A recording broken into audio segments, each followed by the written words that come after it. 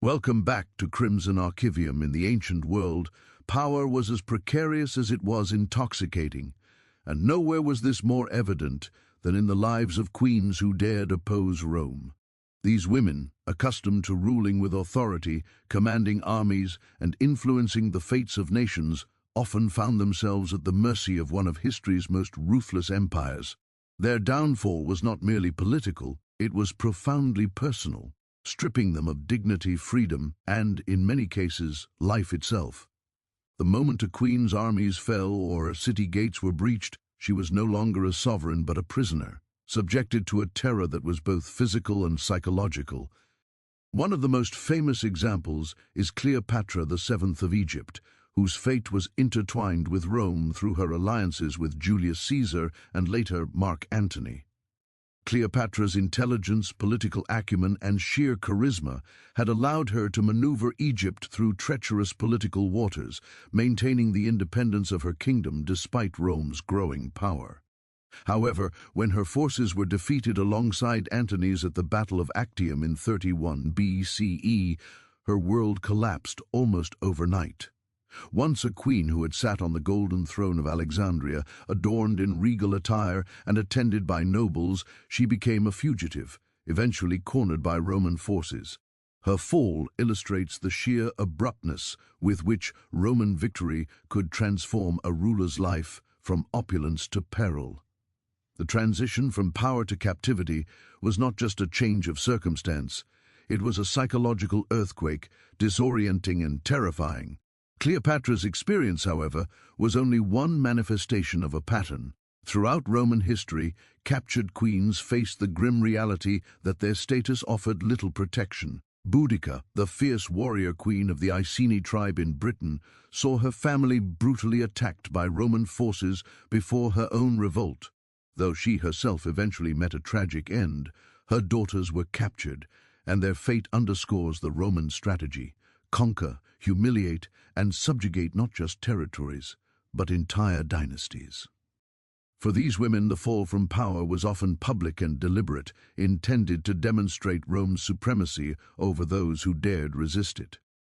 The suddenness of capture, the stripping away of protective guards, and the severing of familial bonds all combined to create an environment of acute vulnerability and fear. The physical aspect of captivity was terrifying, but the psychological torment was equally severe. Queens accustomed to commanding armies and issuing decrees found themselves subject to the whims of Roman generals and magistrates. Their opinions carried no weight, their voices could be silenced at any moment.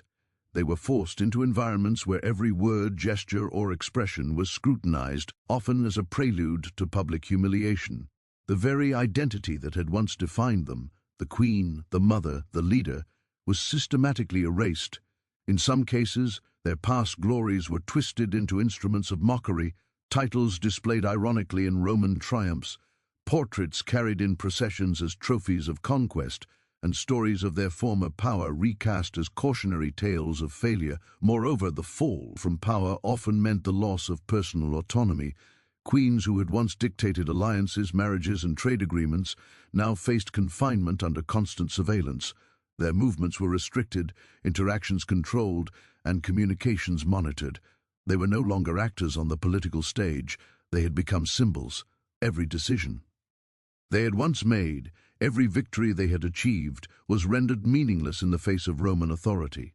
The mental strain of such absolute helplessness cannot be overstated. Imagine a ruler who had commanded thousands of soldiers, now confined to a single chamber under guard, stripped of any capacity to influence the events unfolding outside. The emotional toll, humiliation, anxiety, despair, was as punishing as any physical imprisonment. The historical record also reveals how Rome often leveraged the capture of queens to consolidate power and instill fear. Their capture served a dual purpose. It neutralized a potential source of rebellion and provided propaganda to underscore Roman dominance. Public displays of their captivity, processions through Rome, appearances at triumphs, and eventual confinement in remote villas or prisons were carefully orchestrated to send a clear message: To resist Rome was to invite total subjugation. In this way, the fall of queens became not just personal tragedies, but political instruments. The very act of being captured transformed them into cautionary examples for other rulers, ensuring that Rome's power was both feared and revered. It is important to recognize that the trauma of capture extended beyond the queens themselves. Families were torn apart, loyal subjects scattered, and entire kingdoms destabilized.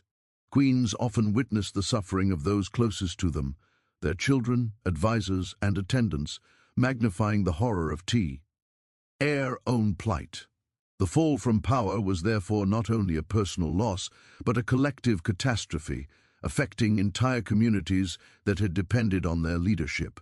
For these women, the transition from throne to prisoner was a descent into an abyss where every day presented new threats to survival, dignity, and sanity. Yet, amidst this terror, some queens displayed remarkable resilience.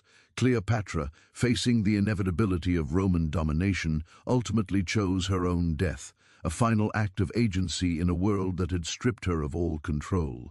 Boudica, although defeated, became a symbol of resistance and courage, her story resonating through centuries as a testament to defiance in the face of overwhelming power.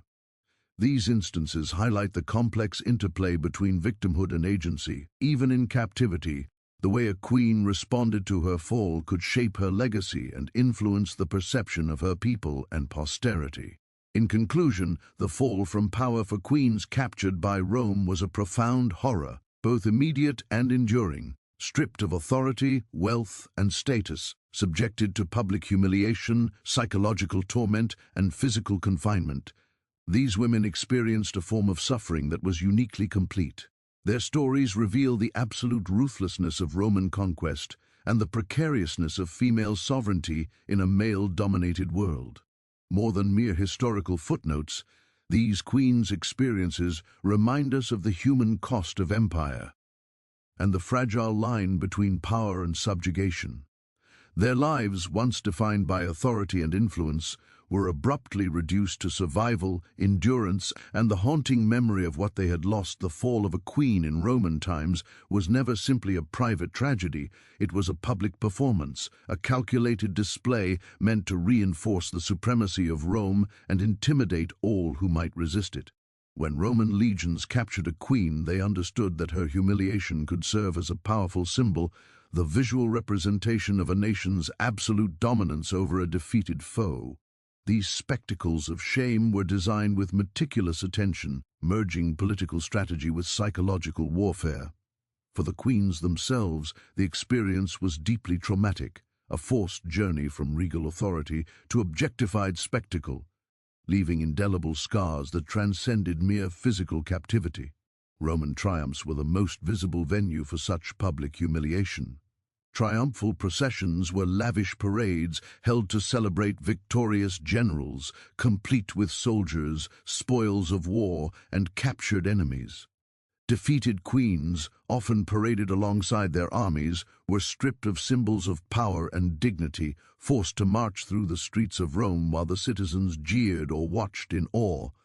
Their garments might be torn or replaced with humiliating attire, their jewelry and crowns removed, and their faces turned toward the crowd as objects of spectacle. Every step of this process was calculated to demonstrate Rome's absolute control, not just militarily but symbolically, over the world's mightiest women. These moments were designed to be unforgettable, leaving the citizens with a clear impression. Rome conquered not just armies but the very identities of those who opposed it. Take Cleopatra VII, the last queen of the Ptolemaic dynasty, as a stark example. After her alliance with Mark Antony failed and Octavian, later Augustus, secured victory, the potential for public humiliation loomed large. While Cleopatra ultimately chose death over display, Roman planners had intended to parade her through the streets as a trophy of conquest alongside Antony's corpse.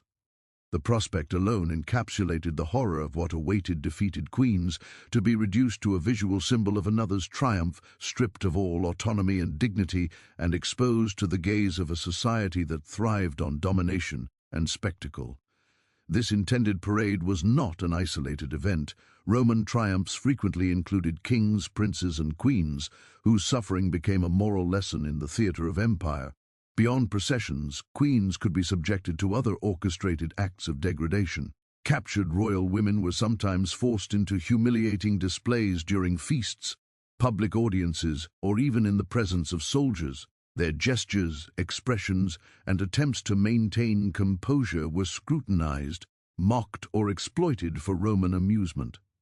These orchestrated moments were a psychological weapon designed to dismantle not just physical resistance, but the internal sense of authority and self-worth. For women who had spent decades ruling, negotiating treaties, and commanding armies, this stripping of agency was a form of psychological torture, leaving them exposed and vulnerable in ways that armies and walls could not protect against. The humiliation extended to family and household members as well. Queens often witnessed the suffering of those they loved. Children, siblings, or loyal attendants paraded alongside them or subjected to Roman abuse. This compounded the trauma, reinforcing the message that resistance to Rome would result in the total dismantling of personal and political life. For example, when Boudica, the warrior queen of the Iceni in Britain, led her revolt against Roman occupation, the Romans brutally retaliated, executing her daughters and destroying her household. While Boudica herself eventually died under uncertain circumstances, the calculated public humiliation of her family sent a clear warning: Rome would not hesitate to punish an entire lineage for defiance. In addition to physical parades and public displays, written accounts and visual representations often amplified the humiliation. Roman historians and propagandists chronicled the fates of defeated queens, highlighting their downfall and the futility of resistance. Coins, sculptures, and mosaics sometimes depicted captured queens in submissive poses or adorned chains, creating enduring symbols of subjugation. These depictions served as reminders for generations. To resist Rome was not only to face death, but to risk eternal dishonor, immortalized in art and literature. For the queens themselves, this meant that even after death, their legacy was entwined with defeat, overshadowing the accomplishments that had once defined their reigns. Roman methods of public humiliation also exploited cultural differences, particularly when the captured queen belonged to a civilization with distinct customs and social expectations. By mocking or inverting these norms, Romans maximized the impact of their display. For instance, Eastern queens accustomed to ceremonial grandeur and sacred rites could be forced into settings that violated their cultural or religious principles. This deliberate clash not only intensified the personal humiliation but also conveyed Rome's supremacy over the very traditions and identities of conquered peoples. By violating both political authority and cultural integrity, the Romans ensured that the message of dominance resonated across multiple dimensions. The psychological toll on queens in these spectacles cannot be overstated. The public, performative nature of humiliation created a sense of inescapable scrutiny. Every gesture, glance, or expression became a potential site of mockery. Queens who had once wielded power over life and death were now rendered powerless, forced to endure the gaze of a society that celebrated their subjugation. The humiliation was deeply isolating. No ally, no loyal subject, and often no family member could intervene. In these moments, the queen existed not as a person, but as a symbol of failure, a cautionary tale of what happens when Rome's might is defied. Yet, despite this overwhelming oppression, some queens displayed remarkable resilience in the face of public degradation. Cleopatra, for example, is remembered not for the parade that never occurred, but for her composure and strategic choice to die on her own terms, preserving a measure of dignity in the face of Roman triumph. Boudica, though her family suffered, inspired lasting legends of courage and defiance. These responses reveal that even in the most orchestrated displays of humiliation, queens could assert agency in subtle, symbolic ways, challenging the totality of Roman control and leaving a legacy that transcended their physical captivity. In conclusion, The public humiliation of defeated queens in Roman captivity was a carefully engineered form of psychological and political warfare. Through triumphal parades, orchestrated displays, and cultural exploitation, Rome transformed personal defeat into a spectacle of empire. These experiences stripped queens of authority, dignity, and identity, exposing them to the gaze of a society that thrived on domination and spectacle. The trauma extended beyond the individual, touching families, loyal subjects, and entire cultures. And yet, even in the face of orchestrated shame, many queens retained a spark of resilience, asserting their presence in subtle ways that ensured their stories endured. The Roman spectacle of defeat was horror made public, a terrifying demonstration of what it meant to be a queen captured by the empire for queens captured by Rome. The fall from power was only the beginning. Once the public spectacle faded and the parade of humiliation ended, a more insidious horror began, the daily reality of captivity. Unlike the dramatic, outward humiliation of triumphs, the brutality of imprisonment was intimate, relentless, and psychologically corrosive. It was a sustained, invisible assault on the body, mind, and spirit, designed to enforce submission and break the will of even the most formidable rulers. The conditions were often cruel, the punishments arbitrary, and the fear pervasive. Every day a test of endurance, every moment a reminder of lost sovereignty. Physical confinement was the most immediate and inescapable aspect of captivity. Queens, once accustomed to palaces, guarded halls, and loyal retainers, found themselves reduced to small, often dark chambers, tightly secured and surrounded by armed guards. The walls that had once symbolized their authority became instruments of oppression. Chains, bars, and shackles were commonplace, restricting movement and ensuring that the captive could not escape or exercise any form of agency. Even when not physically restrained, the constant presence of soldiers created a psychological imprisonment as formidable as any chain. Queens could not sleep without fear of intrusion, could not eat or speak freely, and could not act without the gaze of their captors. The sense of omnipresent surveillance eroded any illusion of autonomy. Hunger and deprivation were common weapons of Roman captivity.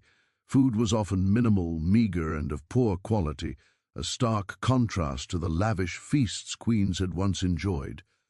Beyond mere sustenance, starvation functioned as a method of control, weakening the body and mind, making the captive more compliant. In some instances, prisoners were given enough to survive but not thrive, a calculated balance designed to maintain physical deterioration while prolonging psychological torment. The uncertainty of meals, the unpredictability of when and what would be served, fueled anxiety, leaving the queen in a constant state of vigilance and fear. Even for women of great resilience, prolonged deprivation undermined strength and morale, making each day an ordeal. The physical conditions were often compounded by deliberate abuse. Roman captors, seeking to enforce dominance, sometimes resorted to corporal punishment or forced labor. Queens might be struck, humiliated with degrading tasks, or forced into servitude alongside ordinary prisoners. Though their status occasionally afforded minor privileges, these were often granted only as a means of manipulation or as a prelude to more severe treatment. The trauma of physical subjugation was devastating for women accustomed to commanding armies or holding court, forcing them to confront the sharp contrast between their past power and present helplessness. The daily reality of chains, cold floors, and rough treatment created an environment of unrelenting suffering. Beyond the tangible horrors, the mental and emotional strain of captivity was profound. Isolation was a common tactic, used to destabilize the queen's sense of identity and control. Cut off from allies, family, and the familiar routines of governance, the queen's mind became a battlefield. Loneliness, despair, and fear festered in the small spaces where she was confined. The uncertainty of her fate, whether she would be executed, paraded, or forced into submission, was a constant torment. Even when interactions occurred, they were carefully controlled by captors who manipulated conversation and access to information to keep the prisoner off balance. This psychological warfare was insidious, eroding confidence, morale, and hope over time. The fear of violence or execution added another layer of terror. Roman captives lived under the constant threat of sudden punishment. Queens could be exposed to beatings, starvation, or execution at a moment's notice, often as political statements to deter rebellion. This unpredictability intensified anxiety, making every day a trial of endurance. In some cases, captors would exploit fear symbolically, threatening harm to family members, loyal subjects, or allies. Boudica's daughters, for instance, were executed after her revolt, a deliberate act of terror designed to strike at the heart of resistance. The queen herself might witness or be informed of the suffering inflicted on others, creating a relentless cycle of fear and emotional torment that compounded physical hardship. Queens also faced forced relocation as part of the punishment. Being moved from prison to villa, from city to city, or even across the empire was a common tactic to isolate them further, prevent escape, and display them as trophies of conquest. Each relocation was an additional humiliation, stripping the queen of familiar surroundings, memories, and a sense of permanence. The uncertainty of location, never knowing where she might be taken next, added a profound psychological strain. These movements were not merely logistical, they were deliberate instruments of control, ensuring that the captive remained perpetually disoriented and dependent on her captors. The harshness of captivity extended beyond the queen's physical and mental suffering. It also impacted her dignity and sense of self. Roman imprisonment frequently forced women into positions that defied their social status and personal values. A queen, accustomed to being treated with deference, might be forced to eat with common prisoners, wear simple or degrading clothing, or perform menial tasks. These acts were intended to erode pride and identity, emphasizing the total reversal of fortunes. The humiliation of such enforced subservience compounded the isolation and fear, leaving the captive with little sense of agency or self-worth. Yet, despite the unimaginable conditions, some queens displayed remarkable resilience. They used intellect, diplomacy, or subtle defiance to retain a measure of control over their circumstances.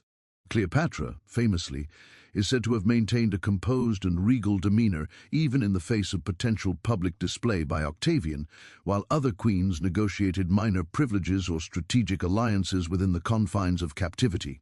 These acts did not erase suffering but demonstrated a remarkable capacity for mental fortitude and tactical thinking under extreme duress.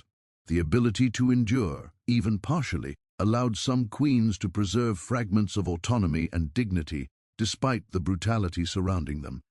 Ultimately, the daily life of a queen in Roman captivity was a relentless ordeal of deprivation, fear, and psychological torment.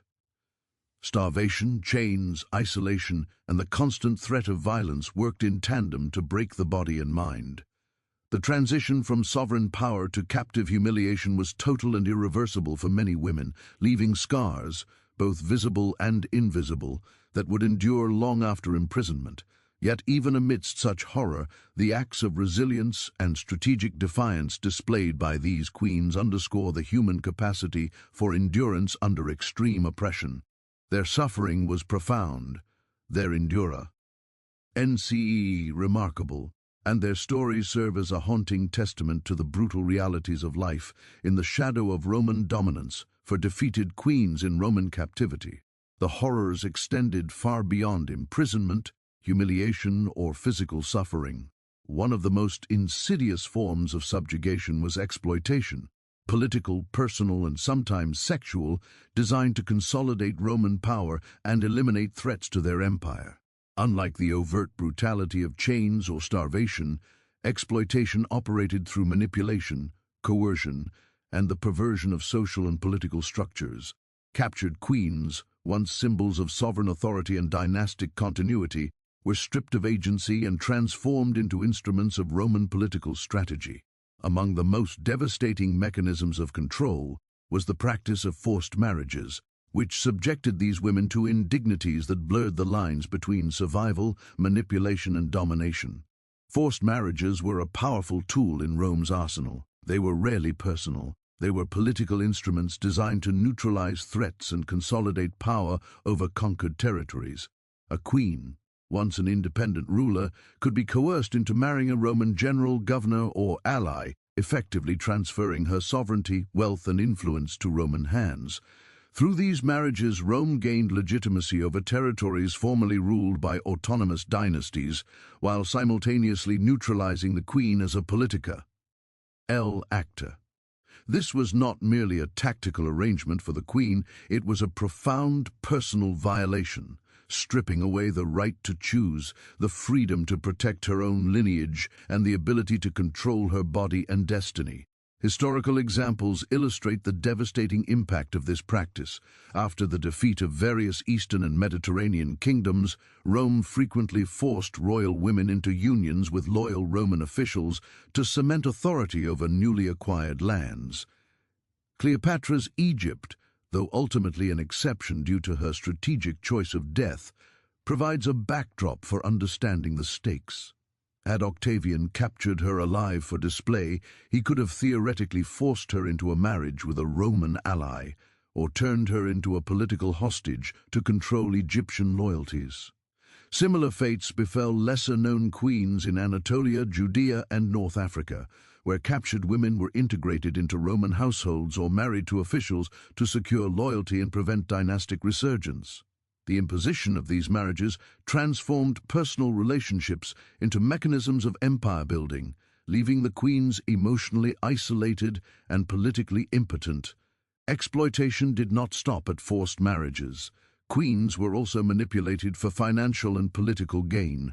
Rome often demanded tribute, seized wealth, or coerced captured women to reveal strategic intelligence. A queen familiar with her kingdom's fortifications, alliances, and military strategies could be pressured into divulging secrets that would benefit her captors. In some cases, they were compelled to act as intermediaries between Roman authorities and their former subjects, effectively betraying their people to ensure their own survival. Such exploitation was psychologically corrosive. Imagine a ruler who had once commanded armies and commanded loyalty, now forced to negotiate, appease, or betray her own people under the watchful eyes of her captors. Every action became a test of survival, morality, and endurance. The threat of sexual exploitation was also ever present. Roman commanders and officials frequently viewed captured queens as both spoils of war and tools of political dominance. Sexual coercion was not always explicitly documented in the historical record, but accounts of captivity, public humiliation, and forced marriage suggest that vulnerability to such abuse was an ever-looming reality. For queens who had lived lives of privilege and authority, the prospect of sexual exploitation was an additional layer of trauma, designed to assert absolute power over both body and state. The act of reducing a sovereign woman to an object of desire or a political pawn amplified the horror of defeat, intertwining personal violation with the collapse of dynastic authority. In many cases, the exploitation extended beyond the queens themselves to their families. Children were prime targets for manipulation, with Rome often using them as leverage against their mother.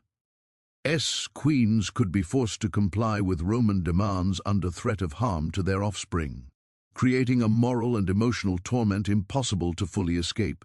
The use of family as leverage illustrates the meticulous cruelty of Roman strategy. Domination was not only about immediate control, but about shaping behavior through fear, loyalty, and coercion. A queen's maternal instincts, once a source of strength, became a vulnerability that Rome exploited with ruthless efficiency. The psychological impact of such exploitation was profound. Queens who had once embodied power and sovereignty were stripped of autonomy in every conceivable way, socially, politically, financially, and personally. Forced marriages and coerced collaboration challenged their sense of identity and authority. They were required to navigate a constant balancing act, comply enough to survive, yet resist enough to preserve dignity and legacy. This mental tightrope, combined with ongoing physical confinement, created an environment of near-constant stress and trauma. The interplay of survival instincts, strategic thinking, and psychological endurance defined their captivity, testing the limits of human resilience. Despite the enormity of these challenges, some queens managed to retain agency in subtle but significant ways. By negotiating the terms of forced marriages, manipulating their captors' perceptions, or leveraging their influence over family members, they could occasionally reclaim fragments of power. Cleopatra's decision to commit suicide, for example, was arguably an ultimate act of agency. She evaded the imposition of marriage or exploitation and controlled the terms of her death. Similarly, other queens, while compelled to comply outwardly, maintained secret influence over their former realms, acted as advisors to Roman officials, or safeguarded the interests of their children. These strategies highlight a remarkable capacity to adapt, resist, and assert self-determination even within the rigid confines of captivity. The broader political purpose of exploiting defeated queens cannot be overstated. By forcing marriages and compelling compliance, Rome reinforced its dominance over conquered territories and neutralized potential threats. These practices sent a chilling message to other rulers. Resistance could result in the total erosion of sovereignty, forced alliances, and the subjugation of personal and familial integrity. The personal suffering of queens thus served as a public lesson, a warning encoded in both narrative and political structure, reinforcing the psychological architecture of empire. Ultimately, the exploitation of queens through forced marriages and coercion combined the horrors of captivity with the perverse manipulation of authority. It demonstrated Rome's ability to control not only territories, but also bodies, minds, and dynasties. Captured queens experienced a multi-dimensional subjugation, political, emotional, and often sexual, with each reinforcing the totality of Roman dominance. Their stories remind us that the consequences of defeat were rarely confined to the battlefield. The end of sovereignty could usher in a prolonged period of manipulation, coercion, and moral compromise, leaving a legacy of suffering and resilience intertwined. In conclusion, forced marriages and political exploitation were central instruments in the Roman strategy of domination. For captured queens, they represented not only a loss of political power, but a profound violation of personal autonomy, dignity, and familial bonds. The ability to navigate, endure, and sometimes resist these forms of subjugation required extraordinary courage and mental fortitude. Their suffering illustrates the extent to which Roman conquest sought to control every facet of the human experience, transforming political victory into a deeply personal horror for those who once held supreme authority. The legacies of these queens endure not merely as tales of defeat, but as testaments to endurance, strategy, and the complex interplay between power and oppression. In the ancient world, the horror that defeated queens endured in Roman captivity did not end with their deaths or release. The trauma, humiliation, and exploitation they suffered became part of a broader historical and cultural legacy, a haunting reminder of the cruelty of empire and the precariousness of female power in antiquity. These stories have survived in chronicles, legends, art, and literature, resonating across centuries as both cautionary tales and testaments to resilience. The legacy of these queens extends far beyond their immediate lifetimes, shaping perceptions of conquest, gender, and authority in ways that continue to intrigue and disturb modern audiences. One of the most compelling aspects of this legacy is the enduring narrative of personal courage in the face of systematic oppression. Cleopatra VII, for example, is remembered not only for her political acumen and alliances with Julius Caesar and Mark Antony, but also for the dignity and agency with which she faced her impending capture by Octavian. Her decision to take her own life, choosing death over forced subjugation or humiliation in a Roman triumph, has been immortalized in literature, drama, and popular culture. Shakespeare's Antony and Cleopatra dramatizes her courage, portraying her as a complex figure who defied the totality of Roman control. The story underscores a broader truth about the legacy of suffering. Even in defeat, these queens could assert power in ways that transcended physical captivity, leaving an indelible mark on history and imagination. Boudica, the warrior queen of the Iceni, represents another facet of this enduring legacy. Though her revolt ultimately failed and her daughters were executed, Boudica's resistance became a symbol of defiance and national pride in Britain. Roman historians who documented her uprising acknowledged both her strategic skill and her courage, even while portraying her as a cautionary example of rebellion. Over time, Boudica transformed from a historical figure into a legendary icon, inspiring poetry, statues, and nationalist narratives. Her suffering, while horrific and immediate, became a tool for cultural memory, illustrating how the experiences of captured queens could echo far beyond their own lifetimes. The stories of these women also illuminate the gendered dimensions of Roman conquest. Queens were uniquely vulnerable because their status as female rulers made them both powerful symbols and easily exploitable targets. The humiliation, exploitation, and coercion they faced were not incidental but central to Rome's strategy of domination. By documenting these experiences, historians and writers preserved a record of gendered violence that offers insight into the interplay between empire, authority, and female agency. The legacy of suffering endured by these queens highlights the double burden of their position. They faced the external threat of conquest and the internal threat of being objectified, manipulated, and used as instruments of political strategy. Art and literature have played a crucial role in amplifying this legacy. Ancient Roman sculptures, coins, and reliefs often depicted defeated rulers, including queens, as emblems of Roman victory. While intended as propaganda, these images inadvertently preserved the identities of the women themselves, ensuring that their stories were remembered. Later, during the Renaissance and into modern times, artists and writers revisited these narratives, exploring themes of tragedy, resilience, and power. Paintings of Cleopatra, for example, frequently emphasize her dignity, intelligence, and defiance even in moments of capture or death. Similarly, dramatic retellings of Boudica's revolt portray her as a heroic figure confronting overwhelming odds. Through these cultural artifacts, the suffering of captured queens became both a subject of contemplation and a lens through which society could examine themes of power, gender, and morality. The psychological and moral dimensions of their legacy are equally significant. By surviving, resisting, or strategically navigating captivity, many queens demonstrated remarkable resilience. These stories serve as enduring lessons in courage, adaptability, and the complexities of survival under extreme oppression. Cleopatra's suicide, Boudica's rebellion, and the strategic compliance of other captured queens reveal the range of human responses to trauma, defiance, endurance, negotiation, and, in some cases, the reclaiming of agency in subtle ways.